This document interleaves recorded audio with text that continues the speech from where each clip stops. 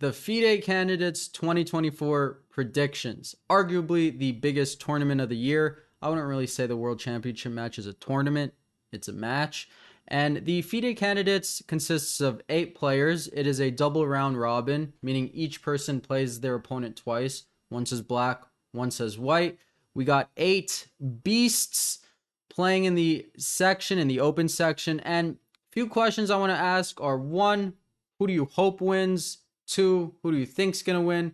3, who do you wish was in the tournament that isn't? Because I know I have my favorite player, not favorite player, but player that I wish was in the tournament, we could say.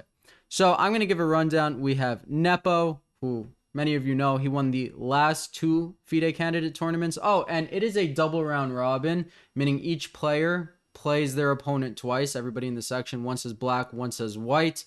It is 120 minutes, 2 hours for the first 40 moves. After the 40 moves has been reached, you get 30-minute bonus time with a 30-second increment. So they're going to have time to think. They're going to be playing their best chess. So yes, we have Nepo, who won the last 2 times. We have Prag, who, spoiler, this is who I hope wins. He for sure is going to be world champion eventually. You just look at his chess and it's just different. Like future world champion, I would say for sure. We have Caruana. Fabiano doesn't need an introduction. This is who I think is going to win the tournament. I also love Fabiano. I feel bad. I mean, I don't feel bad. He was number 2 in the world for a long time, but I just feel like his chess has been shadowed by Magnus over all these years. And I don't know if he's underappreciated because I don't follow them too much, but I would think he's underappreciated. I don't think people understand how good his classical chess actually is, but maybe they do. But I think he would be super happy to win. I'd be super happy if he won, even though I'd rather Prag win. Caruana is nice guy, I think. Great player. It's not like I know these people. Abbasov putting Azerbaijan on the map. Magnus bowed out, or he gave up his spot, and Abbasov was runner-up in the tournament that was given to. So he's in here. He's the only person under 2,700. So hopefully this will be some good rating points for him, and hopefully he can surprise the crowd and do well. Nakamura doesn't need any introduction. I'm not a fan of him. I find his personality pretty hard to stomach. You might be like, hey, you're just mad he's better than chess at you. I mean, all these people are better than me at chess. They're playing in the candidates. They're so much better.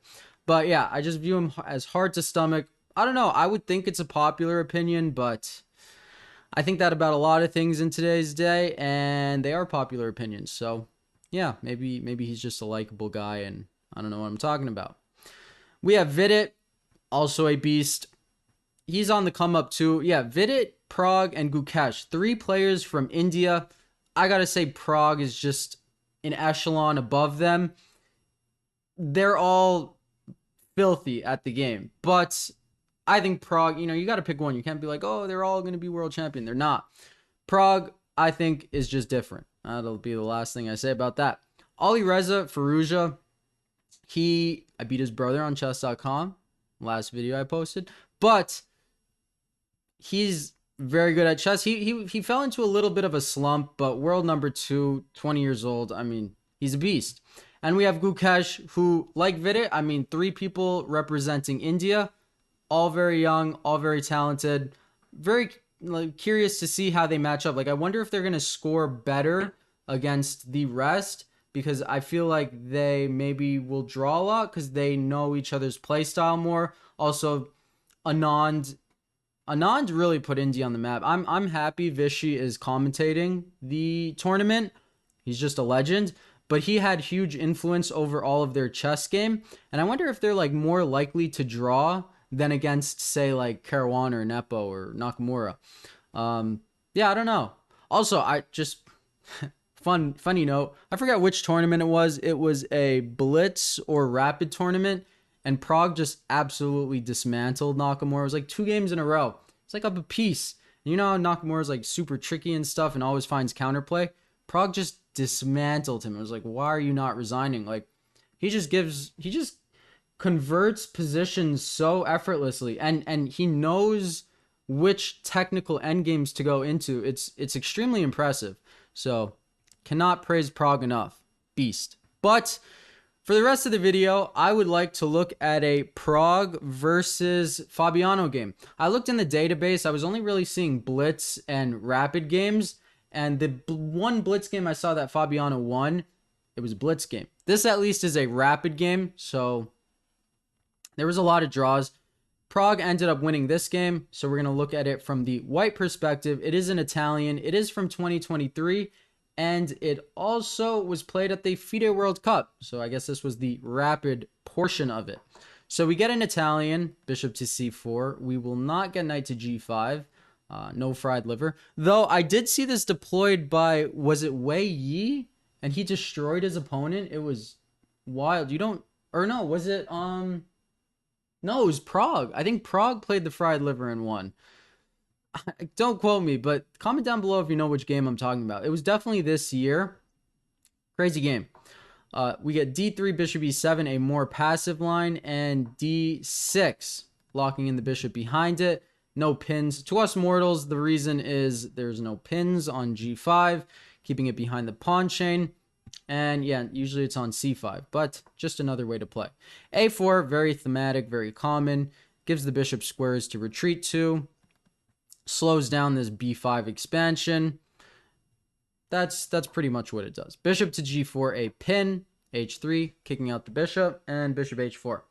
Now, g4 would soften up the position a lot. This is not what you want to go for.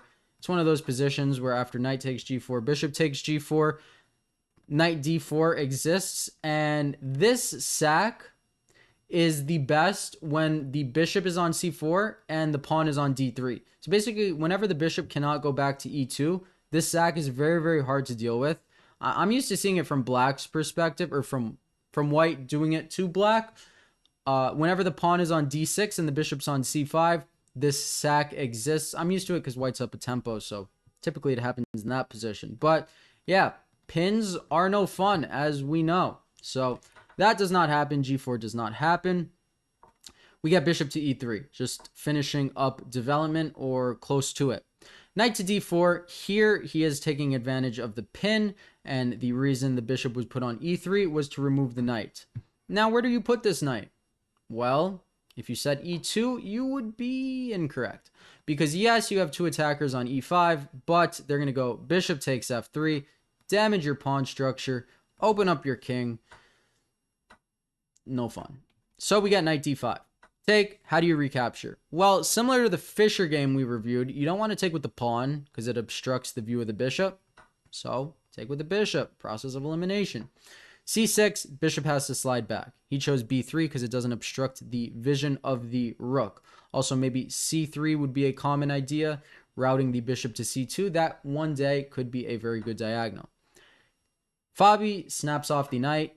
Pragg snaps off the bishop. Obviously, don't take with the pawn. Damage the structure for no reason. We get g6, queen g4. What do you think the point of queen g4 is? You'll see it on the next move, but can you guess it before it happens? The point of queen g4 is, well, maybe on chess.com your opponents would go h5. And this would just lose to queen takes g6. A nice tactic. F-pawn is pinned. But no, the reason they do it is to push the f-pawn. The queen was blockading the f-pawn, disallowing it from pushing. Queen g4, f-pawn is not blocked. F-pawn can be pushed. So the f-pawn is pushed. All right. Pragg centralizes his rooks. His pieces are very, very coordinated, though the game is still very much in the balance because Fabi's doing the same thing.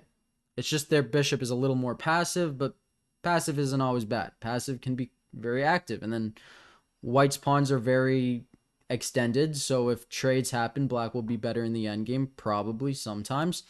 Rook e2, just shuffling, figuring out a plan. King h1, we call that prophylactics. Maybe if he's planning c3, he doesn't want his king on g1 where black would gain a tempo. Maybe he wants to go g4 and he doesn't have his king on g1. I don't know. Not as good at chess as them. But prophylactics, a good idea. d5, striking in the center. We get a clarification. Takes, rook e8, in between move, take on c6. Game is still in the balance. White is up a pawn. Black should not take this because then we take the queen and we are one away from promoting. Why would you do that? So he takes the pawn. Queen f2, trying to tie Black's queen down to the pawn. We got queen d6 and g3. So this game could very much still be a draw. Keep in mind, it is an opposite color bishop, so you don't want to trade the major pieces off the board. You got to leave some hope in this position, some complications. Rook to e3, Fabi is using the d4 pawn as much as it could be used. The h3, g3 squares are softened, so he's planting a rook there. Very, very logical. Prague's like, hey, your rook is pretty good. I would be okay with a trade. So we got bishop to b6. And point is, it guards the pawn and x-rays through to the rook. Pragg brings in his king. Fabi puts his queen on a better square. And we get bishop to c4. The point of bishop to c4 maybe is to open up the b file. Maybe it's just an improvement of the bishop. Maybe you can move the c pawn and guard d3. A lot of maybes. I apologize. Queen to f1. Pragg is just shuffling, and he's very good at shuffling. Now, bishop to c5 was actually considered a mistake. And Pragg immediately jumps on this and snaps off the rook. Not so clear. Why did he snap off the rook right now? Well, c3, of course, guarding b2. But more importantly, d4 will come with a tempo. Even b4 will come with a tempo if able to be played. But it's more so d4, cutting the bishop's vision from the pawn. Our pieces are very close. Maybe we can win yet another pawn. If you're up 2 pawns, then likely you will win. So he comes after the pawn. Brings his king into the box, right? We don't want them to promote. That would be bad. And we have eyes on the pawn. We just need to figure out how to disconnect this bishop. Queen b7. Aiming at b2. Pragg does not lose the b2 pawn. Amazing. And queen e7. So now it's fascinating because you're like, okay, why not queen takes c6? This is a free pawn. And active counterplay. That's what Fabi was. These people are tough to crack. That's what Fabi was hoping for. Queen a3, infiltration. This pawn is still defended. This queen gets in somewhere, and there are unlimited checks. You can even get checkmated. So Pragg, patience.